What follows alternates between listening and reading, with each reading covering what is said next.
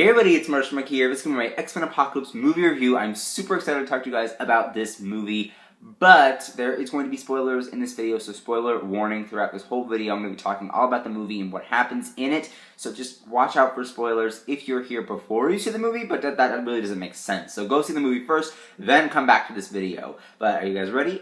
Alright, let's get started. So this movie is great. There are a few things, obviously, that they got. There are a few things that are problems, I feel like, but I think that they could be fixed. But overall, it's a good movie. I think that it's really great. There might be people that disagree that it's true to its comic book form, but I do think that it did really well in terms of a movie and in terms of an X-Men movie. So I liked it. I really did love this movie and what it had to offer, and really the whole cast did a really great job. So we're going to get into my general review first, and then we're going to talk about my, highlights and things that I loved about it in the movie that were spoilery. Ready? Alright, so let's go. So my general review.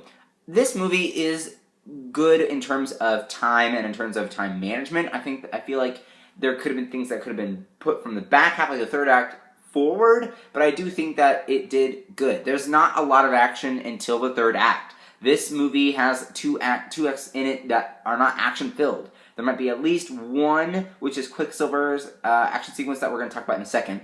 But I think that that's pretty much it, and then there's like maybe another one, I can't remember for sure. And then like a few minor action, kind of action pieces, or a few minor action puzzle pieces to like action sequences, right? You know what I'm talking about? So I feel like that's what this movie has to offer. It's very serious. It's very kind of darker toned for an X-Men movie. I mean, it's not darker toned as in the actual look of the movie, but in terms of X-Men movies, it's a little darker because it is more serious, and I kind of like that. But of course, we know that dark superhero movies ain't working right now, which is why Civil War is so successful, and Batman v Superman is kind of left in the cold. Although I do love Batman v Superman. It's one of my favorite movies. I love it. It was great for me, and I gave it I think an 8.5 out of 10. I gave Civil War though a 9 out of 10. But that's just because there is things in Civil War that are better and handled better than Batman v Superman. But that's okay, right? And I feel like X-Men Apocalypse is in like the middle of both of those movies, and also in the middle of Deadpool too. You open with Deadpool, which is like the first big rated R comedy, superhero, action-y X-Men movie. Then you have Batman v Superman, which is the first movie to have Wonder Woman, Aquaman, The Flash, and then it also has Batman and Superman on screen together. You have Lex Luthor and Doomsday. So it's just a big movie in terms of DC fans.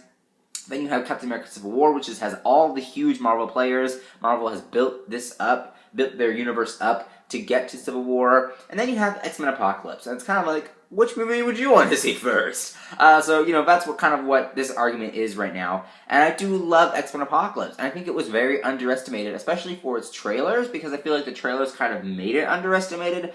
But there's a lot of stuff that they didn't show, which is good. And I expected that, because that's what really sells it, is that when people get shocked, they're like, oh, I didn't know, like, Jean Grey did this, or you know what I mean? And then they tell their friends about it, then they go see it, and it just kind of turns into this trend.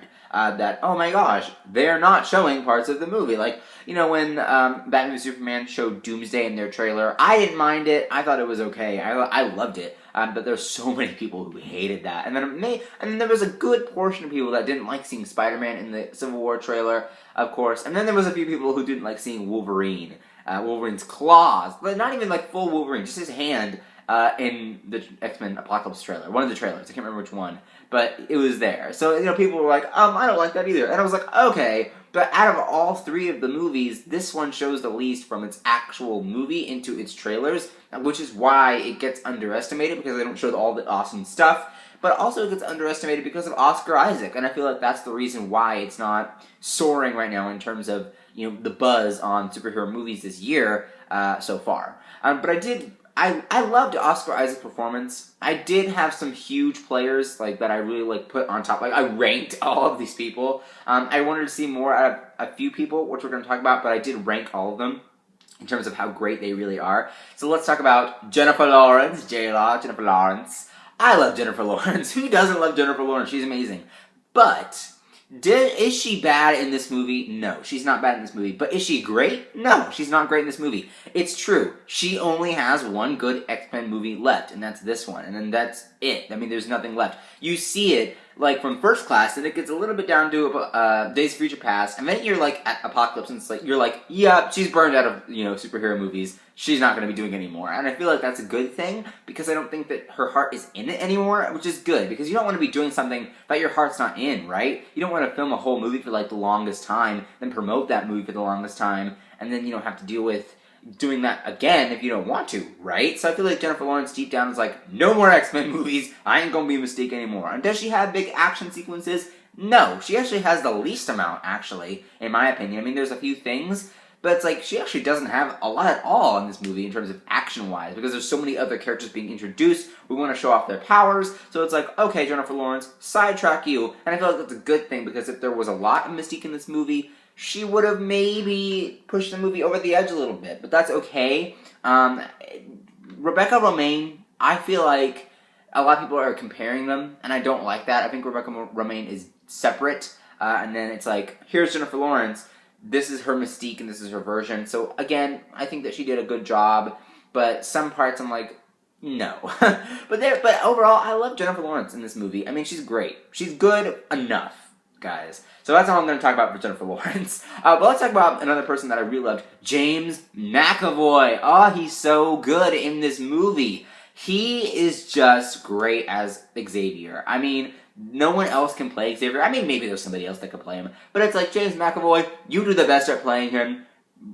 Second to Patrick Stewart, though. Patrick Stewart's really great, too. I think that they're, like, one of the same, which is good. But James McAvoy, really great. He did a good job as Xavier. I love Xavier in this movie because this is Xavier's movie. It's really just him carrying it, and he's the heart of all of the movies, which is why this movie is really important for him in terms of being Xavier. He's finally bald, if you guys wanted to know when he's turned bald. That's when. Of course, Apocalypse made sure of that. But I do like that they kind of incorporated that and that he's truly Xavier now. He's truly the character, and it will live on with him for the longest time as, when he's in these movies. So I love that. But the real VIP, the real MVP, I guess you could say, not VIP, but MVP, the real MVP out of this movie was Michael Fassbender. I loved Michael Fassbender in this movie. I mean, something about him in this movie, with him playing Magneto that damaged and that broke down and joining the Four Horsemen, which we'll talk about in a second, by the way,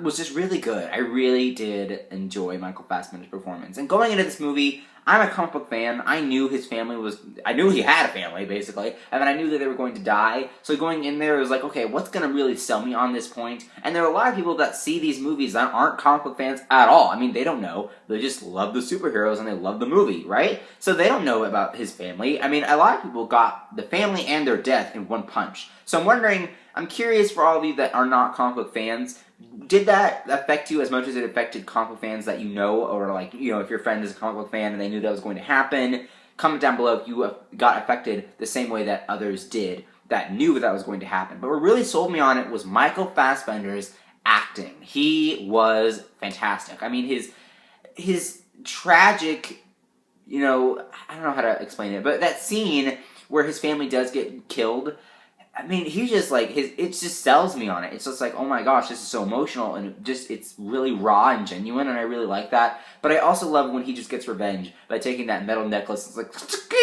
just, like, kills all of those cops.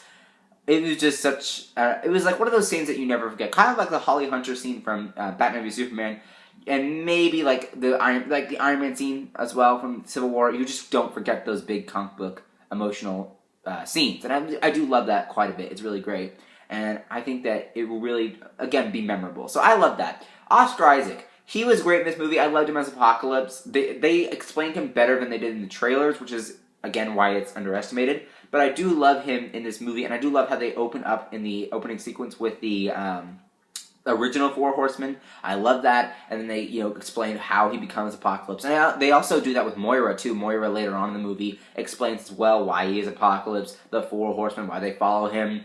So I really do like how they explained it. I think there are a lot of... I'm not too big on Apocalypse in the comics, but I think there's a lot of stuff that they kind of skipped over, but that makes sense because they have a whole lot of other things they have to do for this movie. Comic book movies will never be so accurate as the comic books, but I feel like that's because they have to just set up a whole lot of stuff because it's a movie, not a comic book, right?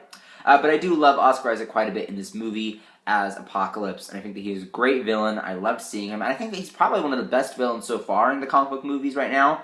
Zemo had a lot of plot holes in Civil War. Lex Luthor, a lot of people could pretty much say that Lex Luthor is a bad villain, but I thought he was great. I mean, I love Lex Luthor, and then Doomsday as well. I love them both.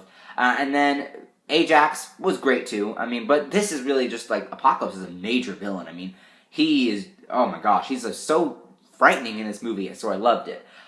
Let's talk about the newcomers, though, to this movie. We're going to talk about my favorite character overall in a second, but let's talk about the newcomers in this movie. I adore Sophie Turner as Jean Grey. She is great. I mean, I really love Sophie Turner anyway, and I knew that it was going to be a good casting in the long run, but I really loved her after I really just saw her all in this glory of the X-Men movies or I guess this one movie, with X-Men movies to come, hopefully, for her. But I do love her in this movie, and they set her up really well. I think that she did great. Obviously, if you guys know, she was the one who stopped Apocalypse in the long run, in the end. So I love when she taps into the Phoenix and, uses that power. I love it. I can't wait to see where they go with her from there. So I was pleased with her quite a bit. Now let's talk about Ty Sheridan and Cyclops. I love Ty Sheridan. Again, same as Sophie Turner. I knew it was going to be a good casting in the long run, so I knew that it was going to turn out okay. But I really did love him. I really did like him. And I'm a huge Cyclops fan. I love James Marsden as Cyclops as well, even though it wasn't the best. I still really did like him as the character. So I thought, this is basically minier version of James Marsden. So it was really great to see that as well. But I kind of thought I didn't love him as much as Jean, so I think we need to amplify him even more in the next movies. I loved his suit in the end, like when they're all in the training room. His was like the most comic book accurate. Maybe. I don't know, I didn't see the rest of them. But his was just like the whole visor and like the little belt thingy that he wears, like with the X-Men thing. Loved it. I loved his look, and I think that he does look like Cyclops. He is Cyclops now, so I really want to see more of him in the future. I don't know his name. I don't know the actor's name that plays Nightcrawler, but props to him. He was great as Nightcrawler. Again, want to see more of him too. I feel like we need to see more of these characters in the next few years with the X-Men movies, so I'm excited for that as well. And then Alexandra, I don't remember her last name, but Alexandra, who plays Storm, again, also great. I want to see everybody. There was an issue right there. I had to fix it, go back and fix it storage-wise. But anyway, what was I was talking about what was going on with the four. I want to see the four again. I want to see Cyclops, Jean, Storm, and Nightcrawler in the next few movies years to come. So I really am excited for them as well. Let's talk about Olivia Munn as Psylocke. There really wasn't, and also Angel. I don't know the actor who plays him. I think his name is Ben something. I can't remember for sure. But I really do like both of them. But they're really just there. They're not really developed at all in this movie whatsoever. I mean, they're just basically along for the ride. And I really didn't like how it was rushed for the Four Horsemen. Like, Apocalypse was like, Storm, white hair, you're joined. And there's like, Psylocke, electrified blade, you're joined. Metal wings for Angel, he's joined. And then it's like, Michael Fassbender, here is your, all of these people dying, you join. But although Magneto had the most, motivation to join the Four Horsemen, which makes sense, but everybody else is like, here, you get a car, you get white hair, you get a blade, you get wings, there you go. And it was like, what? It didn't make sense. It was like really rushed, but at the same time, it kind of worked out in the end. I did love the visual effects in this movie. They are amazing. The visual effects, especially with Angel, Psylocke, and a lot of their, like, kind of, the part where they jump off the roof and Angel lifts them up, that was great, although that was really a lot of video game CG. I mean, there's a lot of visual effects in this movie, so there's a lot of things that need to be put up at number 1 on the list, and there's like a lot that needs to be put on down below. Because there was a lot of shots in the movie, like shots of locations, that were just really bad CG, but then there's a lot that it's also video game CG, and what that is that it's basically when it looks like a video game and video game characters. Although I don't mind video game CG, that was in Batman v Superman a lot as well. I love video game CG. I think it's great. I love it quite a bit. So, if they end up doing that a lot in the next few X-Men movies, I won't mind it, but a lot of people don't like it, so maybe they need to stick with managing that budget just as good as they did here, because it was really good. It was really well managed throughout the film, because there's so many visual effects. But the visual effects were great. But let's talk about a character that really used a lot of visual effects, and it's one of the best characters, maybe not if the best character in the whole movie. Quicksilver. Evan Peters rocked in this movie. He was so good. I love Quicksilver in this movie. I loved him in Days of Future Past.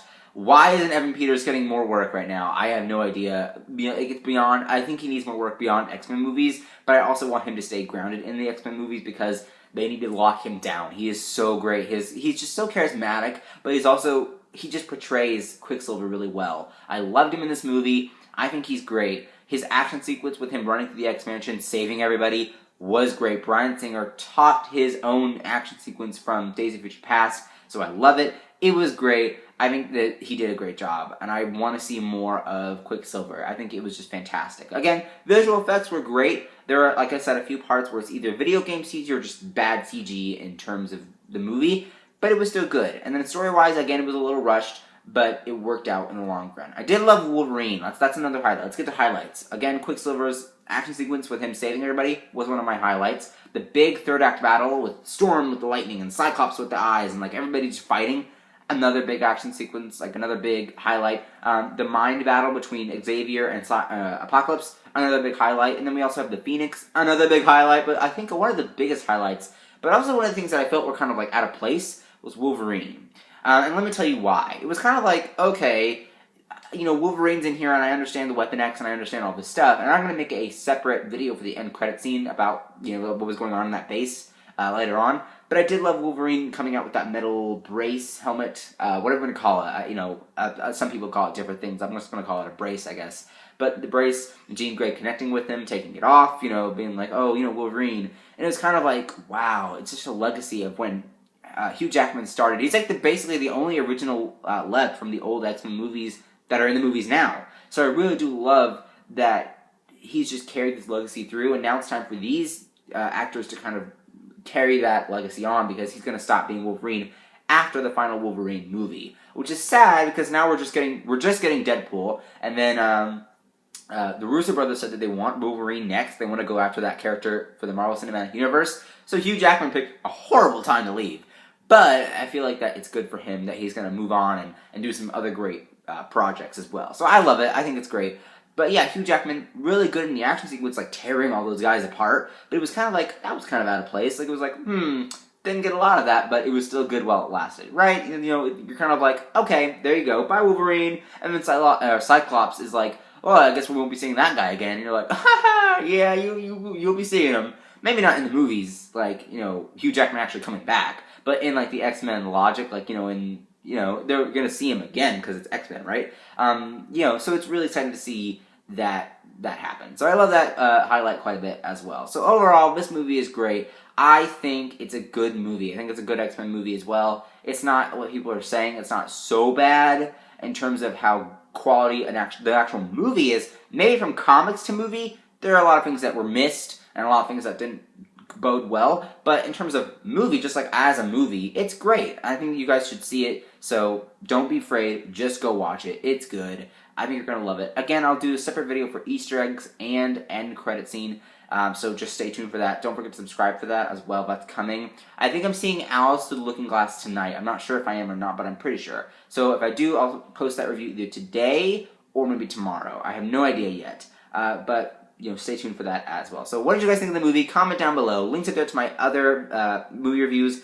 Links down there to my Twitter, Instagram, Vine, vlog channel, and Sim channel. Don't forget to like and favorite this video. Don't forget to subscribe, and I will see you guys later. Bye-bye. Is this how it ends? Who will survive the apocalypse?